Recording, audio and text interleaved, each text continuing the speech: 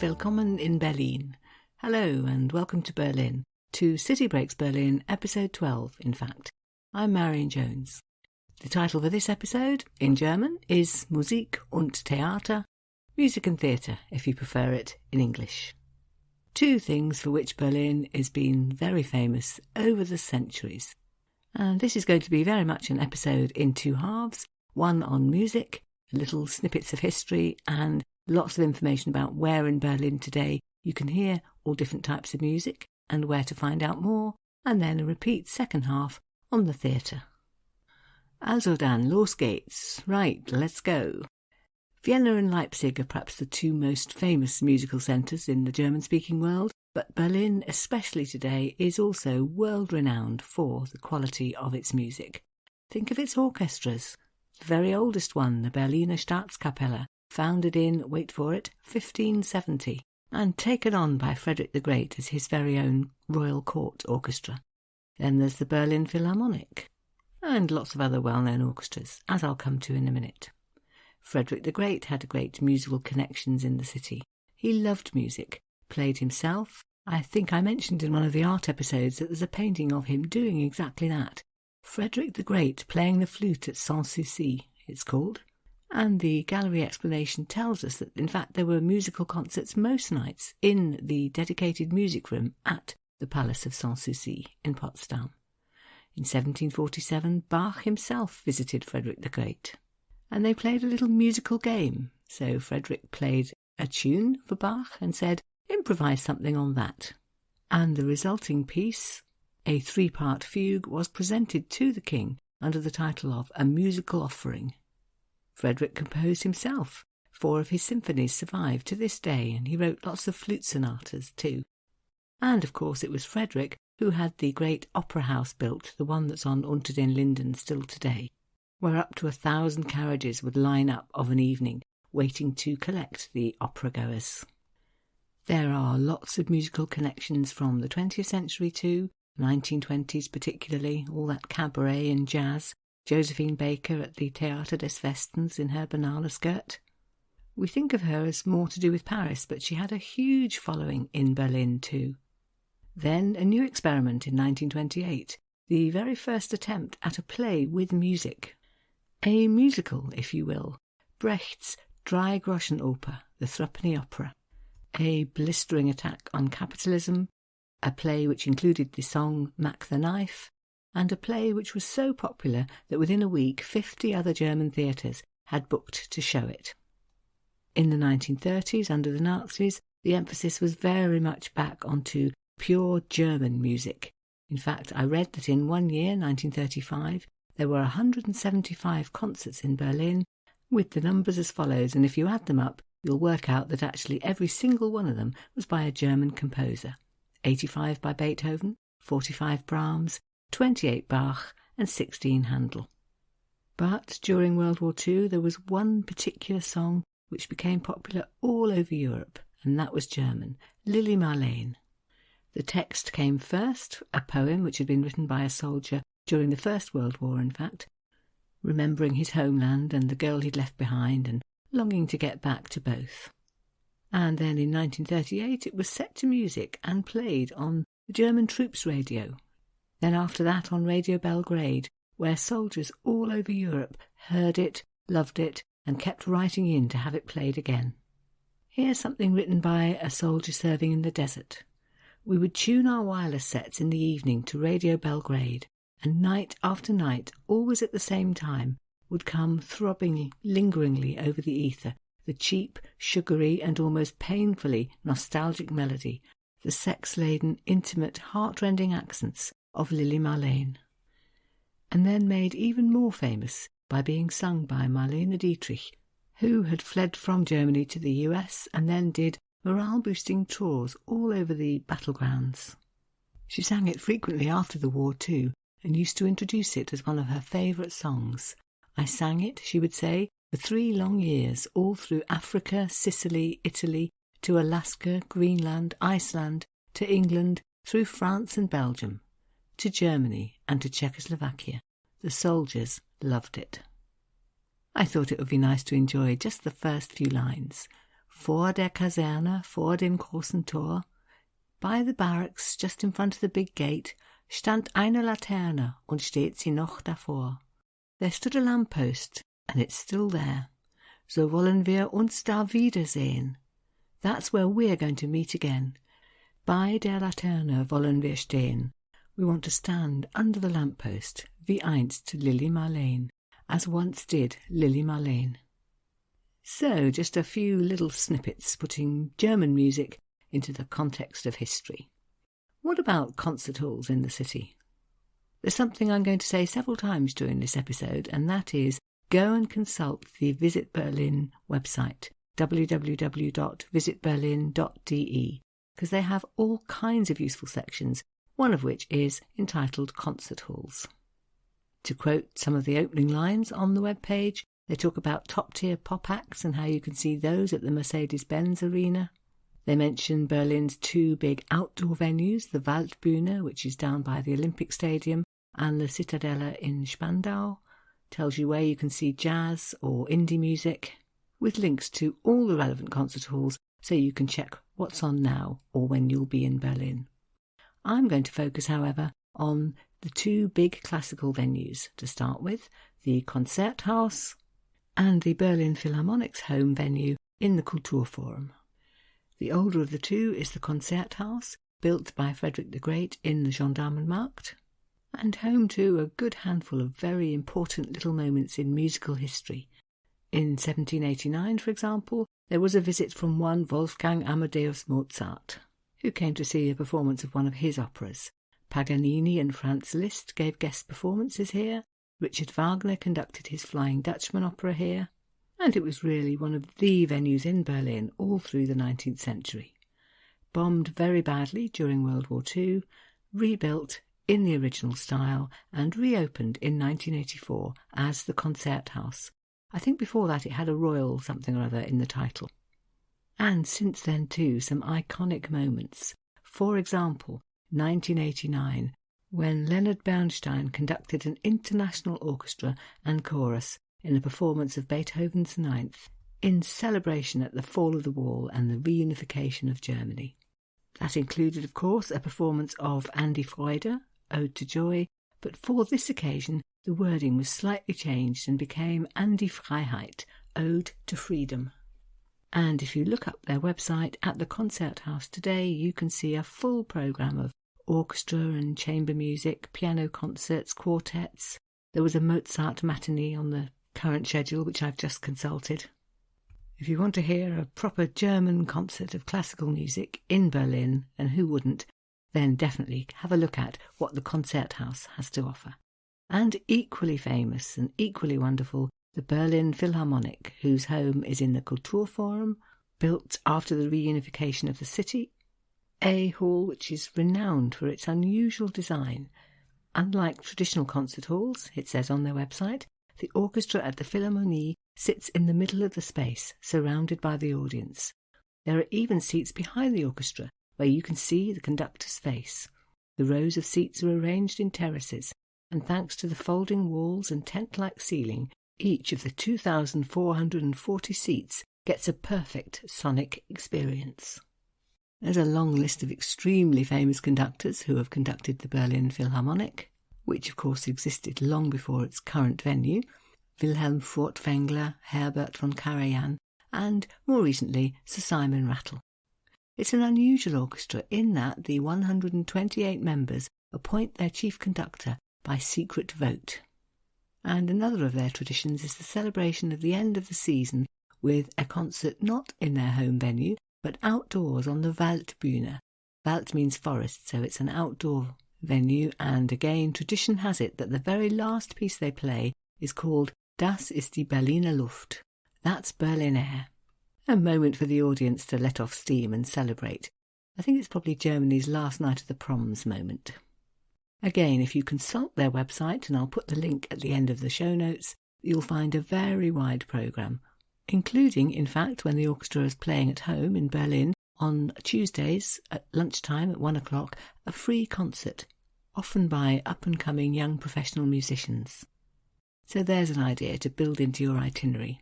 And then, still on the subject of concert halls, I did want to quickly mention the Berliner Residenzkonzerte at the Charlottenburg Palace, where you can see 17th and 18th century music all done in costumes, just in fact as Prussian royalty used to enjoy in that very venue.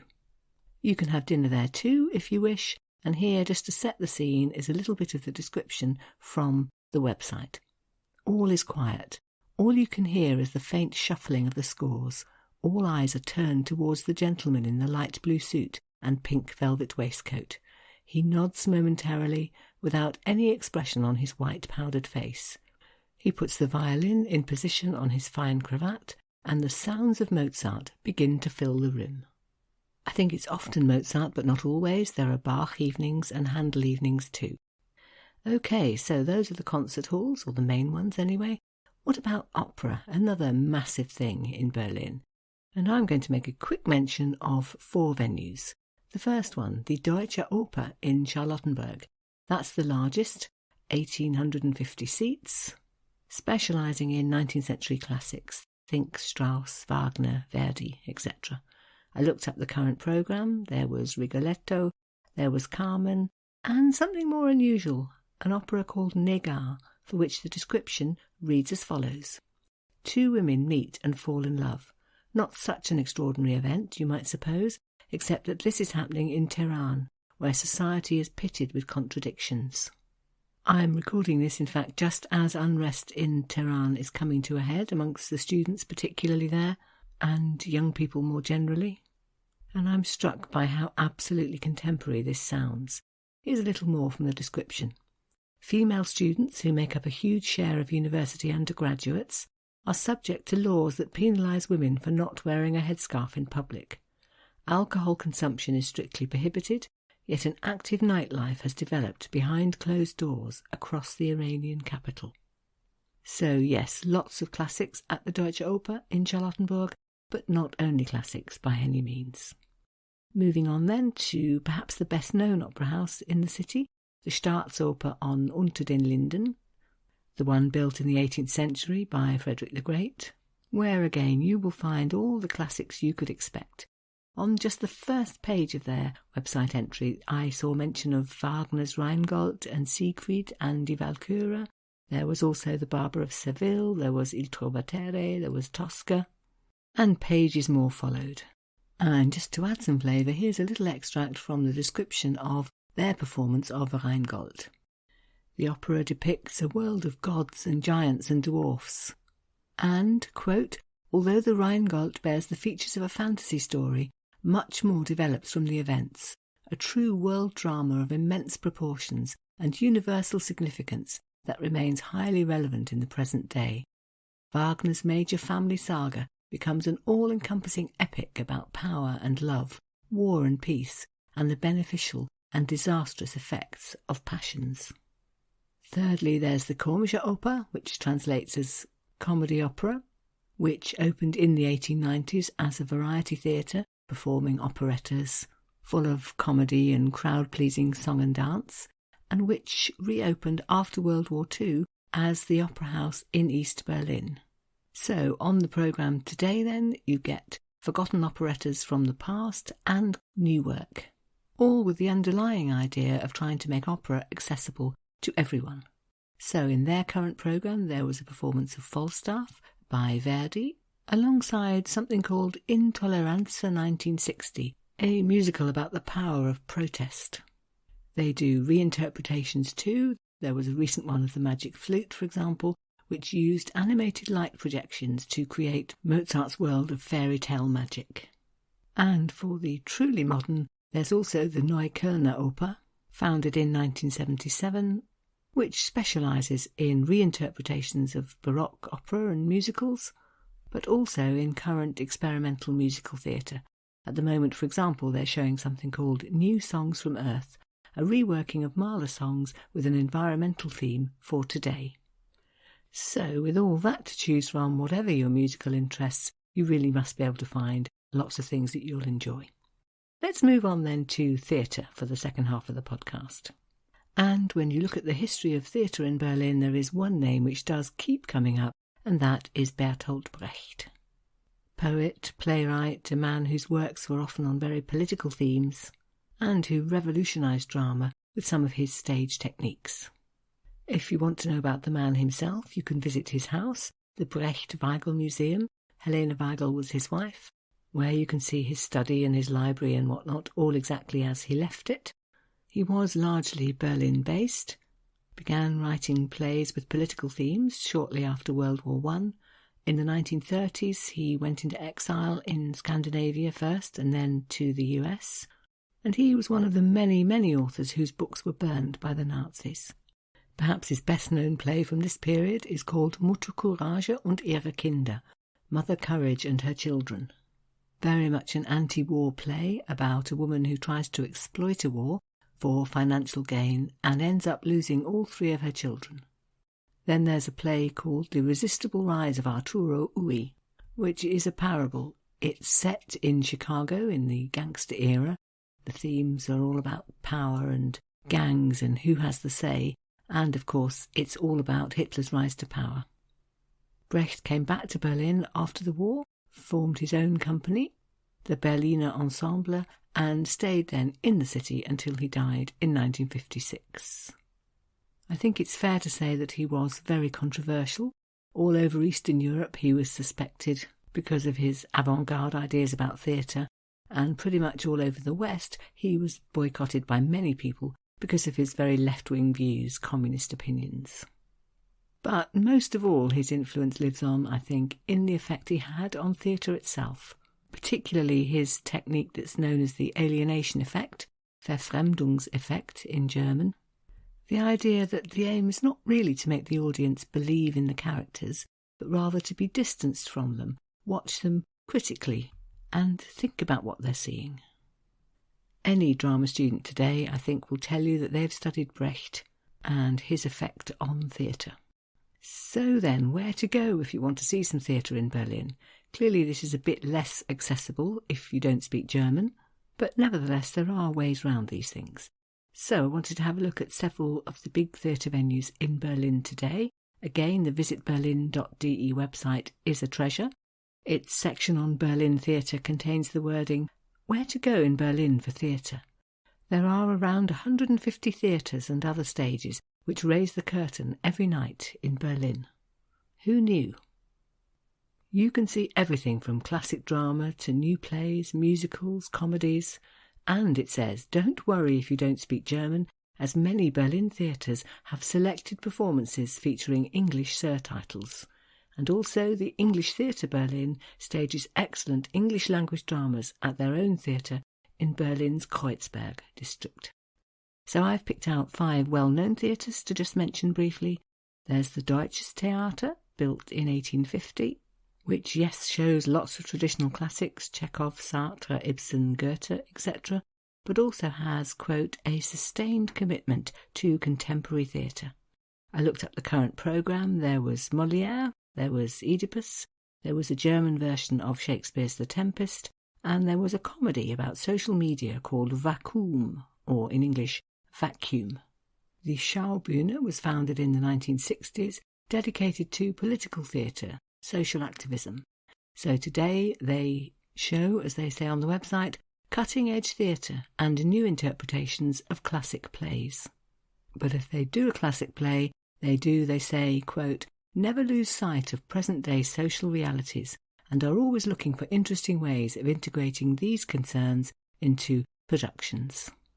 So, currently showing, for example, a play called Dr. Bernardi by Arthur Schnitzler, billed as a comedy in 5 acts, but actually a play exploring anti-Semitism and Austrian Jewish identity, written in 1912.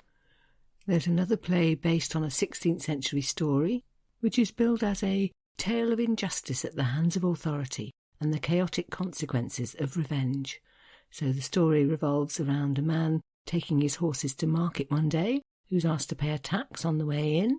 He can't, so they keep his horses as security, and when he comes back to collect them, he finds they've been mistreated. So he wants compensation, and the story revolves around the lengths that he will go to when he's denied what he sees as his right. So a story that's over 400 years old, but treated to highlight themes which are also very contemporary. Then there's the Berliner Ensemble, which was established in East Berlin in 1949, Bertolt Brecht's theatre, still going today. Lots of classics, Goethe and such like, a good sprinkling of Brecht's own plays. When I looked, I saw that they had a version of Kafka's The Trial, and a couple of German-language productions of such well-known plays as Shakespeare's Twelfth Night and Beckett's Waiting for Godot. Then there's the very well-known Theater des Westens, down off the Kudamm, a theatre which first opened its doors in 1896, which did a roaring trade in the 1920s on opera and operetta, kept going under the Nazis, who renamed it the Volksoper, or People's Opera, but then badly damaged during air raids and not reopened until 1961, when it immediately started revitalising its tradition of focusing on musicals. And this is the place to check out if you want to see musical classics like Chicago or Mamma Mia or Dance of the Vampires. And lastly, another old venue, the Friedrichspalast, in a building which was originally a market hall in the 1860s and which in 1873 was reworked as a circus venue where several thousand people could come and be entertained. After World War I, it was renamed as the Großes Schauspielhaus, or Big Theatre, very popular all through the 1920s, but closed down by the Nazis, and reopened then after World War II when it found itself in East Berlin, so behind the wall. It was renamed the Friedrichstadtpalast and became a venue where big stars would play. Ella Fitzgerald sang there, for example. Louis Armstrong played there. It was closed down in 1980 so that a new version could be built, and then not long after that, post the wall coming down in 1989, it of course could attract wider audiences and began a new phase as a place where top stage shows could be enjoyed. And today its reputation is very much for glamorous costumes, breathtaking stage settings, amazing dance routines, great music. The Friedrichstadtpalast, says their website, is the European location closest to the glitz of Las Vegas. It is in fact the largest show palace in Europe, having an auditorium which seats very nearly 1,900 people, who go along to enjoy the stunning dance routines with perhaps up to 60 dancers taking part, long lines of showgirls. Not any old showgirls though, the iconic Palast showgirls, who specialise in precision dance routines. So yes, a heavy emphasis on dance, but certainly not only dance. In the team of sometimes over 100 performers on stage, there will be musicians and acrobats too, and cutting-edge technology used to create amazing scenes. If you want an ice rink on stage, or a circus ring, or the largest laser show in Europe, then the Friedrichstadtpalast is the place for you. So that too then, a venue where you could certainly go and have an enjoyable evening if you don't speak any German at all. And just to repeat one final time, for all of this information in a lot more detail and very current, do consult the visitberlin.de website, with its separate sections on theatre, on opera, on concert halls. You can get much more detail on all of those aspects. There are links from there through to all the venues which are mentioned, many of which operate in English as well as in German, and many of which are also the place to buy tickets if you want to plan ahead and make sure that you're not going to miss what you really want to see. So then, that's it for music and theatre in Berlin. I hope I've encouraged you to know where to find out more if you want to incorporate either or both of those things into your visit. Something I would absolutely recommend. I try and see a performance of something on every city break I ever do. And if the language is going to defeat me, then I certainly will look for operas, musical performances, free concerts in local churches. There are usually many different ways to get under the musical or theatrical skin of the city that you're visiting, and nowhere is that more true than in Berlin. That's it for today then. In the next episode, I'm going to look at that other art form for which Berlin is very well known, namely Kino, the cinema. Again, a few snippets from history and lots of ideas about where to find out more about German film and German cinema going. Then we will be approaching the end of the Berlin series. I've got several episodes further planned to take us a little outside of the city, starting with the Palace of Charlottenburg, which is on the fringes, and then venturing out a little further to the lakes outside the city of Berlin, and to nearby Potsdam, which is definitely a city break in its own right, really, but also an excellent day-out venue from Berlin, as long as you're not hoping to see everything it has to offer. Anyway, lots more on those things to come, and for the moment, just thank you very much, as always, for listening, or in German, vielen Dank fürs Zuhören, and until next time, goodbye. Bis zum nächsten Mal. Auf Wiederhören.